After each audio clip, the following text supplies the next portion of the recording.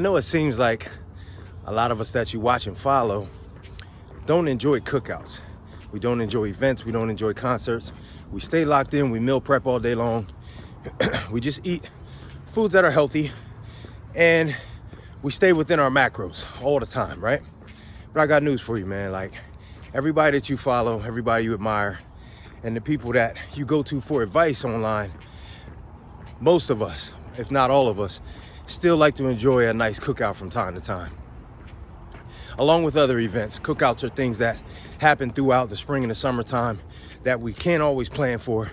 But if we use our brains just a tiny bit and we plan a little bit beforehand, we can get through them without disrupting the person that we've built, right? So I'm going to talk to you today about some things that I do before I go to a cookout that help me stay on track and be able to enjoy my friends and family when the time comes. So first off, I don't go to these cookouts hungry, right?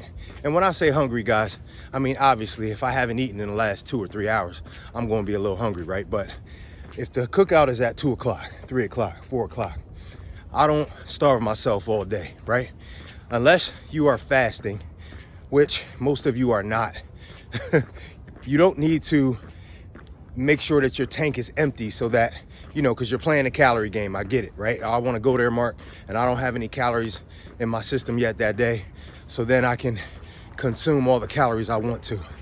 But what ends up happening is, guys, we overeat when we go to these cookouts without anything in our stomach. So what I normally do is I have a really, really good breakfast, man. I have a good breakfast. I don't try to stuff myself, but obviously I have a decent amount of protein. So I may have 3 sources of protein and 1 carb on a plate.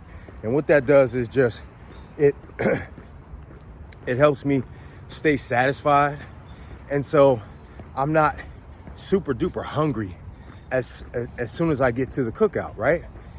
Yes, I do want to eat and the smells are good and I see all the food, I'm ready to go. But I'm not at a point where now I'm just picking up anything, eating anything because I've been starving all day, right? So also what I like to do is I like to plan ahead of time. Normally when you're going to a cookout, guys, most of the foods that are going to be there when you get there. And you have to decide before you get there what I'm going to eat and what I'm not going to eat. And most of the time, guys, I'm deciding what I'm not going to eat, right?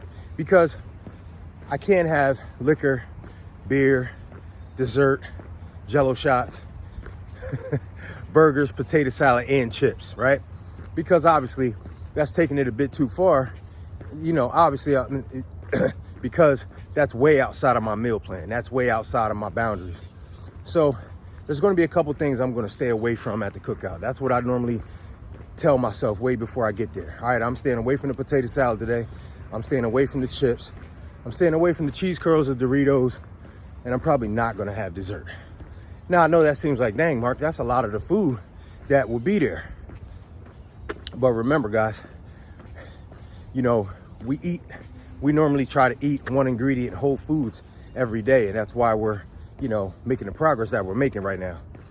So when we go to events like this, you try to stay on track and be able to enjoy yourself if possible. So I try to stay away from certain foods, but if it's for you, you might say no ribs today. I'm not having any barbecue chicken today. If they have some, wood grilled pizza, I'm going to stay away from that today. So just figure out a couple things that you can stay away from. And since you're staying away from a couple things like that, obviously, then what do you build your plate with? Well, you do the same thing you would do if you were eating at home, right? Most barbecues are going to have chicken, they're going to have steak, they're going to have burgers, they're going to have hot dogs, they're going to have fish, right? So you want to put as much protein on your plate as possible. And I know, guys, it seems a bit redundant for us to always be talking about protein, but what we can assure ourselves is if we have a lot of protein on our plate, most likely that cuts down on the refined carbs. And guys, you got to understand, when people are buying foods and making food and putting in certain seasonings and ingredients for a cookout, they want everything to taste good. They're not worried about the oils that they're cooking the food in. They're not worried about how much salt they might add. They're not worried about how much sugar they might add, right? They're not worrying about the bread that they might use for the buns. Whereas, again, in our normal meal plan, we're actually focused on these things, right? We make sure that we're buying certain types of breads. We're making sure that we limit the salt for the sodium content as well. So we want to be mindful of that. We do want to enjoy ourselves, but let's put as much protein on our plate as possible, all right? Now, also,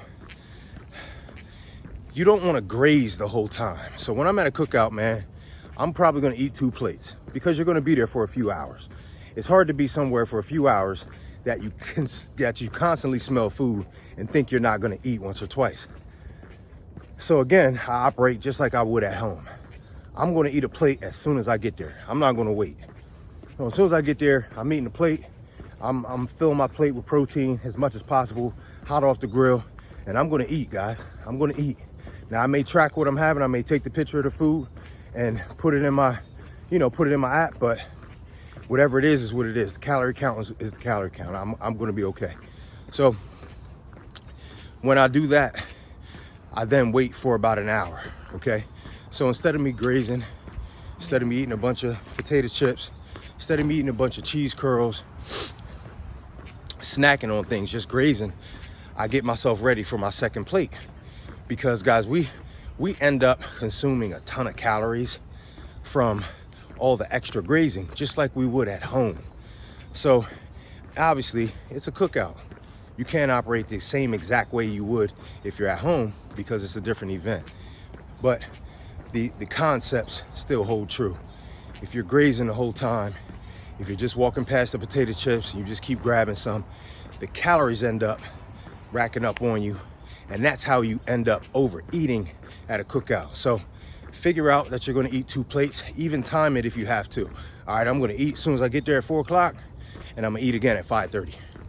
Guys, there's nothing wrong with that. I'm telling you, there is nothing wrong with you deciding that you're just gonna operate differently this time, that you're gonna eat at a certain time. Nobody's gonna bother you about it because nobody really pays that much attention, all right? And finally, guys, when I leave and when I either finish my day or start the next day, I remind myself that one cookout is not destroying my progress. One cookout is not destroying my progress. It is impossible because, guys, that's an event that lasts one day. What would destroy my progress is if I take 3 plates for leftovers. Guys, most of us are not struggling to keep groceries in our refrigerator, okay? We don't have to take leftovers from every event. We've gotten used to doing that, and I get it. You love the food. Oh, I love the coleslaw. I love the potato salad. I love the macaroni and cheese. I know you love it, but we love a lot of things. Guys, I love donuts. I could eat them all day, but I can't eat them all day and achieve my goals. You understand? So what you have to remember is when you take these extra plates, when you have leftovers all weekend, now here we go with going way over your calorie count, going way over your carb count, consuming a ton more sugar than what you normally would, dairy and everything else. So that knocks us off our square. So that Saturday cookout now turns into 3 days of unhealthy eating. And let's just be honest about that. So I don't take leftovers. I'm not moving into the next day with the same foods that I had at that cookout. I enjoy my foods at the cookout and I let that go. And guys, trust me, it's the leftovers isn't what makes the cookout a great event. It's really being with your family and friends. It's really you being able to enjoy some food and not stress yourself and let your hair down a little bit. So let's make sure that we enjoy ourselves this summer, that we are around certain people that we want to be around. And guys, these are events. We can't have cookouts every other day and think we're going to make progress, because it doesn't happen. That's not what, most of you don't live that life. We do talk about trying to stay away from certain people and events so that we can make progress. But in this case, we're talking about the once every 3 weeks, the once every 2 weeks that somebody cooks out, grills out, and you want to be around your people, all right? Let's make progress, but let's make sure that we understand these relationships are important as well, all right? This is First Light. This is your guy, Coach Marc.